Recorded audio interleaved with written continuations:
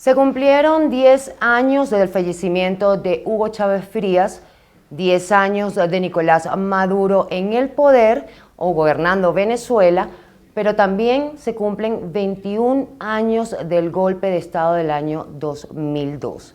Ese es el tema que vamos a abordar el día de hoy en este su espacio Sin Censura, cara a cara, junto a nuestro invitado del día, Pedro Carmona Estanga. Un gusto para mí poder compartir este espacio con usted para hablar sobre Venezuela y sobre todo ese rol o lo que usted vivió en ese tiempo y todo lo que conoce de la política venezolana. Bienvenido a la pantalla de Impacto Venezuela. Muchísimas gracias por la invitación y por esta oportunidad de compartir con ustedes algunas reflexiones, sobre todo más que del pasado, del presente. Así es. Porque hay que mirar más, no hacia atrás, sino hacia adelante. ¿Cuál es la lectura que le da actualmente a la situación de Venezuela? 10 años del fallecimiento de Hugo Chávez, 10 años de Nicolás Maduro en el poder. Pues yo creo que la situación de Venezuela, a diferencia de lo que se dice de que Venezuela se arregló, ha ido pues descomponiéndose en lo institucional, en lo económico, en lo social, por distintas razones. El modelo de política que se ha aplicado, tanto en el gobierno de Chávez como en el de Maduro, pues se terminó destruyendo la actividad productiva, no solo la privada, la gran reducción de empresas, de fuentes de empleo en el país, con pues un afán estatizador, un afán de crear un Estado macrocefálico, omnipotente, omnipresente. Y pues todo eso se tradujo en una situación de deterioro precisamente de estos elementos básicos, el papel de la iniciativa privada, expropiaciones que no condujeron a nada, porque tanto las empresas básicas como son las de Guayana, las de servicios y las centenas de empresas que fueron expropiadas están en una situación crítica, si no de bancarrota. Entonces, pues todo ello, por un sendero de modelo, digamos, de política económica y social, ha llevado pues a un deterioro claro de los principales indicadores. Fíjense ustedes, por ejemplo, en los últimos 8 años, salvo en el 2022, el tamaño de la economía venezolana, es decir, el Producto Interno Bruto, se contrajo en 80%. Es decir, 80% de contracción en 8 años, ni siquiera en una guerra sostenida, pues he visto yo esas cifras, ¿no?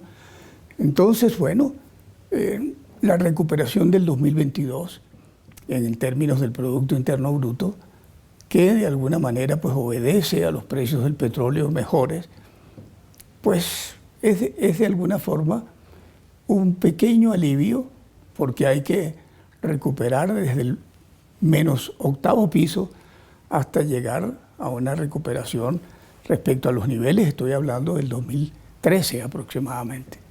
Entonces, bueno, no podemos ver sino en el país una situación crítica también de burbujas, de inequidad. Entonces, que es un modelo incompatible, diría yo. ¿Eso hubiese ocurrido con Chávez si estuviese vivo actualmente? ¿Qué ha cambiado o qué no ha cambiado desde la muerte de Hugo Chávez? Pues el modelo es el mismo, un modelo estatizante, un modelo socialista, muy discrecional, de concentración de poder. En eso es lo mismo. Pero probablemente pues los matices son a lo mejor un mayor grado de dogmatismo, de tener colaboradores en el equipo del Ejecutivo en general poco preparados, con una rotación grande, muchas veces de enroques en el propio equipo de gobierno, pero lamentablemente con la presencia de otros fenómenos, como es el de la corrupción, que está pues evidenciada a lo largo de estos 24 años, y que bueno, ahora ha tenido manifestaciones más graves, producto de la expoliación de recursos que ha sufrido nuestra pues gallina de los huevos de oro, que es PDVSA, ¿no? ¿Cree que esa investigación que adelanta la administración de Nicolás Maduro sea genuina?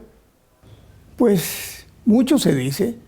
Yo tengo 21 años fuera de Venezuela, aun cuando sigo muy de cerca todo lo que ocurre, pero los analistas coinciden en que primero esto ha sido pues otro caso del saqueo de recursos que ha habido en el país, pero que podría estar detrás, además de los 3.000 millones de dólares desaparecidos, un episodio más de corrupción elevada que ha tenido como centro, no como único aspecto, Petróleos de Venezuela, empresa que, repito, siendo pues las joyas de la corona, quedó convertida pues en una empresa arruinada que no es capaz de elevar la producción de petróleo, pese a que estamos sentados en reservas petroleras importantes, pero la industria se destruyó, colapsó y no tiene capacidad de recuperación. Pero me preguntaba sobre qué más hay detrás de la expoliación, del robo, del saqueo.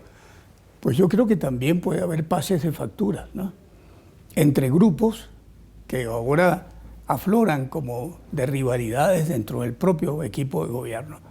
Hay varios grupos de poder, Diosdado Cabello y su grupo, el propio Maduro, Cilia, pues y el entorno. Los hermanos Rodríguez. Los hermanos Rodríguez, y desde luego en el ámbito militar, que hay otros factores de poder. Diosdado creo que lo mencioné, ¿no? Entonces, pues en todo ello hay muchos analistas pues, que no necesitan ser muy suspicaces para pensar también que hay una lucha de poder, un pase de factura, es decir, unas purgas que están ocurriendo dentro de ya un oficialismo que muestra fisuras importantes, ¿no? De la Venezuela de hace 21 años, cuando el golpe de Estado, a la Venezuela de hoy, ¿qué no ha cambiado y qué ha cambiado? Yo no lo llamo golpe de Estado, lo llamo pues una crisis política que condujo a un vacío de poder que se trató de llenar con una convocatoria, un proceso de elecciones limpias, justas y con garantías, que es lo que sigue pidiendo el país. Porque la crisis venezolana, la única salida pacífica que tiene y constitucional sería la convocatoria de elecciones limpias. Es decir, se repite un poco el esquema de lo que se buscaba en aquel momento. Pero del 2002 a la fecha, pues han cambiado muchas cosas, se ha acentuado ese estilo autocrático de gobierno, donde pues los opositores o disidentes son perseguidos, son extrañados del país. Igual que usted, ¿valió la pena tomar esa acción, ser presidente de facto por 47 horas y estar hoy en día en el exilio? Pues son cambios importantes de vida y sacrificios personales, familiares, en todo sentido. Pero desde luego pensé en aquel momento que en una crisis que fue a cielo abierto, pues nadie estaba en una actitud conspirativa previa, pues si había la posibilidad ante el vacío de poder, ante la renuncia anunciada del presidente, de formar un gobierno de transición democrática breve, que tenía como propósito, bajo la supervisión de la comunidad internacional, convocar a ese proceso electoral limpio, pues sí creo que valía la pena. Venezuela se habría ahorrado inmensos sacrificios y podría quizá, elegidos ya los gobiernos democráticamente, pues estar en un sitial muy distinto al que tiene en la región latinoamericana y en el mundo.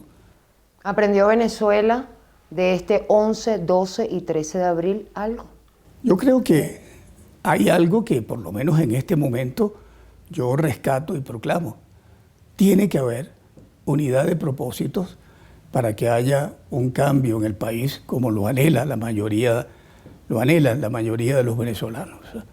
Mientras no haya unidad de propósitos, se hace mucho más difícil o inviable pensar en un cambio que no es otra cosa que rescatar la institucionalidad, la democracia, la libertad, conforme a la propia Constitución del 99, que lo reafirma, pero que ha sido violada centenas de veces por el propio régimen, ¿no? Una gran verdad de aquel 11 de abril. Pues la expresión, yo diría nacional y popular, del deseo de un cambio. Una gran mentira del 11 de abril del 2002. Pues mentira no, pero creo que sí el hecho de que haya algunos sectores o personeros que no hayan sabido interpretar o entender cuál era la intencionalidad. No era un golpe, no se pretendía alguna, digamos, permanencia en el poder, sino en meses tener entonces convocado al poder constituyente originario, que es el pueblo, a que decidiera el futuro y el rumbo del país. ¿Cómo ve a la oposición venezolana hoy en día? Fragmentada, lamentablemente, y decía, pues sin unidad de propósitos es muy difícil lograr el cambio. Y por supuesto que la división ha sido, por una parte, estimulada por el gobierno, por otra, por ambiciones personales o grupales, pero en definitiva, si no se encuentra ese punto, ¿no? Hay un político colombiano muy conocido, Álvaro Gómez Hurtado, que decía, hombre muy reconocido en Colombia, decía, hay que entenderse en lo fundamental. Y entenderse en lo fundamental, para mí, hoy en día en Venezuela, no es otra cosa que organizarse de una manera efectiva, mucho más cohesionada, dentro de la diversidad, en torno al propósito de que Venezuela rescate su democracia. Pero entonces no se aprendió la lección, no se ha aprendido la lección. Más de 20 años del chavismo gobernando un país en crisis y la oposición continúa con las mismas fracturas cada vez más y sobre todo cuando se avecina una época electoral. Sí, yo diría que en ese punto es clara la intención del gobierno de perpetuarse a como dé lugar, no dar espacios a la posibilidad de un proceso electoral limpio. Estas negociaciones, entre comillas, de México, interrumpidas a capricho del gobierno, hacen ver que pese a todos los esfuerzos y apoyos que ha tenido de la comunidad internacional, el régimen no está dispuesto a convocar a elecciones limpias. Entonces, estamos frente a una situación crítica. Si es con las mismas reglas de hoy la elección del 2024, ya sabemos lo que va a ocurrir. Es la continuación, la perpetuación del régimen en una circunstancia increíble. El gobierno más largo que había tenido Venezuela en su historia había sido el de Juan Vicente Gómez, de 1908 a 1935, 27 años. Si hubiese reelección de Maduro en este caso, serían los 24 actuales más 7, 31 años, superaría a la dictadura de Juan Vicente Gómez. Y eso yo creo que tiene que estar presente, salvo que se quiera ir pues rumbo de Cuba con 64 años. ¿Qué se debe hacer entonces? ¿Qué deben hacer los venezolanos? ¿Cuál es el rumbo que se debe tomar? Pues claramente esto de la unidad de propósito. Si los políticos no están unidos, entonces ¿cómo queda la sociedad? ¿Qué debe hacer la sociedad venezolana? No hay duda. Es decir, mientras los políticos aparecen entonces en ambiciones personales, grupales o dispersos, si es que va a haber primarias, ya por ejemplo algunos dicen, es que si sale María Corina no la apoyamos. Pero bueno, entonces, ¿cuál es el sentido de las primarias? Hay que tener el propósito de que sea ella o cualquiera, habría pues que apoyarlo. Pero en segundo lugar, exigir reglas del juego que permitan que una elección en el 2024 sea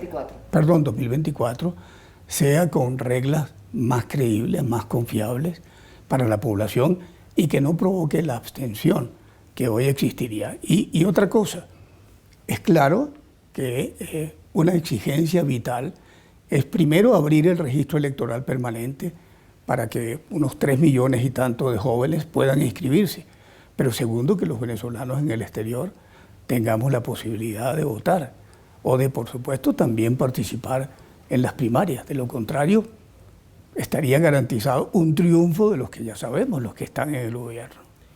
Usted, político venezolano, economista, fue presidente de FEDECámara.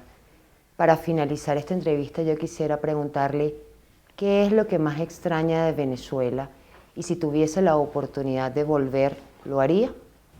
Desde luego, allá están mis raíces de siglos. No digo que sea, digamos, de una nobleza, pero sí de una tradición y raíces familiares desde el siglo XVI. Entonces, claro, allá está también, no solo pues los restos de mis antepasados, sino también pues mi vida. Hasta los 60 años estuve y viví pues ligado y en una identificación con la patria. Y tengo allá pues familiares, amigos pues con los cuales desearía reencontrarme. Pero más que todo, extraño a una Venezuela que debe ser de nuevo una Venezuela próspera, que ocupe, como decía, un sitial importante a la vanguardia de América Latina y no a la retaguardia del mundo. Lo que más tristeza me produce en el corazón es ver al país de oportunidades convertido entonces en, como decíamos, pues en un estado fallido, en un estado forajido, en fin, en todos los elementos que configuran esta profunda crisis. Muchísimas gracias. Pero encantado. Por aceptar esta invitación a través de la pantalla de Impacto Venezuela en nuestro programa Cara a Cara. Espero poder tener la oportunidad de entrevistarlo en otra ocasión. Para mí ha sido todo un honor. Muchísimas gracias. Un placer, ¿verdad? A toda nuestra audiencia también muchas gracias por acompañarme en este su espacio, el espacio de todos los venezolanos. Aquí yo siempre estoy procurando entrevistar a todos los sectores. Todos son bienvenidos aquí. Hemos hecho contacto muchas veces para entrevistar al sector oficial, pues estamos esperando que en algún momento accedan. Recuerden también que tenemos disponible para ustedes una plataforma en la web www.impactovenezuela.com y nuestras redes sociales @ImpactoVE. Conversábamos con Pedro Carmona Estanga, político, economista, quien fue presidente de Fedecámaras y también asumió un papel importante en el año 2002, el 11 de abril. Recuerden compartir esta entrevista. Hasta una próxima entrega.